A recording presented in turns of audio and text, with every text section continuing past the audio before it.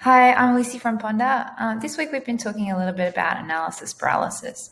This is a concept that you often hear with high functioning people. They've got a lot on their plate. They've got to make a big decision, and they're not really sure where to go next. They've kind of find themselves stuck in place.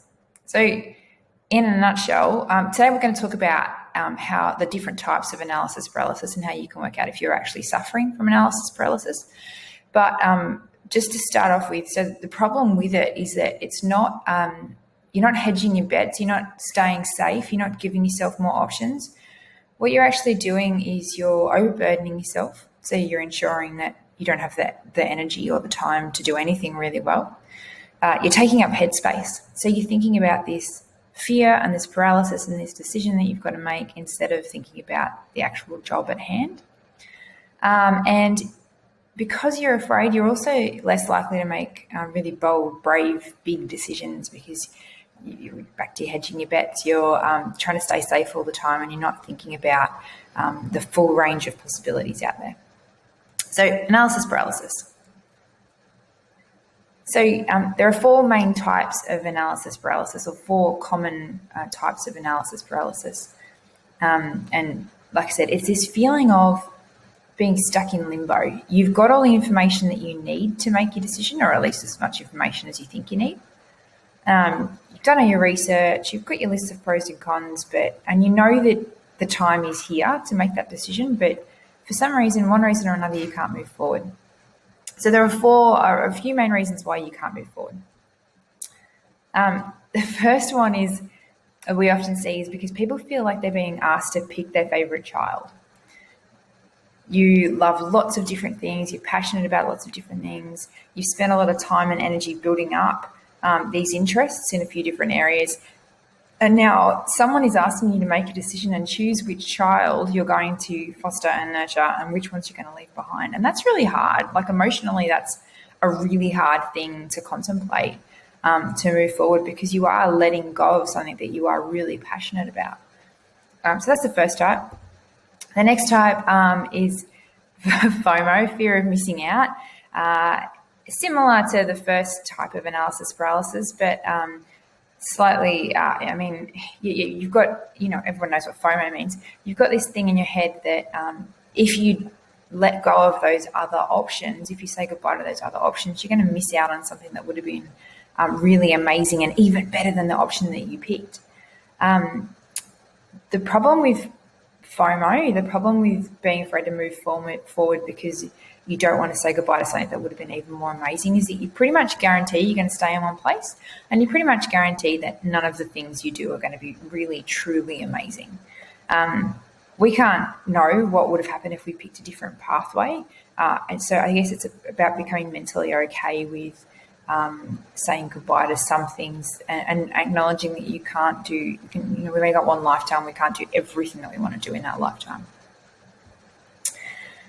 So the third type of analysis paralysis that we often see is where you've gone through your information, you know what options are in front of you on the table, and rather than it being a choice, and the problem being with the choice, the problem's because you don't feel like you have what it takes to move forward. So imposter syndrome, I'm not going to go into that today, but it's a big problem, really slows a lot of people down, can be very difficult to overcome. And when it's related to analysis paralysis, what it actually does is it really stops you from believing that you could take any of those paths. And once again, it limits what you might choose to do. The thing is that if you're waiting for someone to come and tap you on the shoulder and say, hey, I think that's the right path for you, I think you can go forward now, you've got everything you need, that's never going to happen. We're never going to have some person come and say to us, yep, you are good to go, you are definitely going to be able to achieve this. There's no guarantees. And that fear can really slow us down. That fear of not being able to have everything we need, that fear of not being capable enough can really slow us down. So the last key type of analysis paralysis that I see is this fear of change. So it's not that it's too hard to choose. It's not that you're going to worry about missing out on something. And it's not that you are afraid that you don't have everything you need. It's that you quite like the way things are right now, and you're afraid that if you make that decision, that life is going to change for you, that things are going to look different, and you're not going to be able to go back to the way things were. So I really connect with this fear, especially when life's going well in general. There's that better the devil you know kind of concept. And it's probably why a lot of us stay in jobs that we don't enjoy, because the pay is all right, it's not that bad. We reckon there's a possibility it might get better down the track. So it's safer to stay where we are rather than to move forward and try something new. The thing is that if this is the type of analysis paralysis that you're facing, this fear of making a decision because then that means things will change, everyone else is going to keep moving forward, or the vast majority of people are going to keep moving forward, and you're going to get stuck in the past.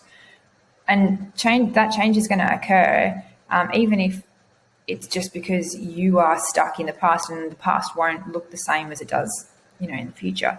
So if this is what's going on for you, it's probably the easiest one to close your eyes and jump and move forward, because you know that every option is going to be better for you. So we're going to talk tomorrow a little bit more about what you can do about if you're facing analysis paralysis. It's one thing to be able to identify it, and that's definitely the first step. If you can identify that you're facing, or you feel like you're stuck in analysis paralysis, then at least you are able to move forward, or you're going to be able to move forward. If you can't even recognize it, you're sort of behind the 8 ball, really.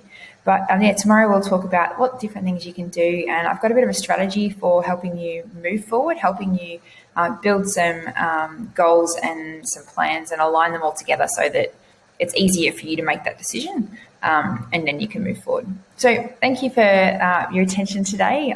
Once again, I'm Lucy from Ponder, and I look forward to speaking to you all again soon.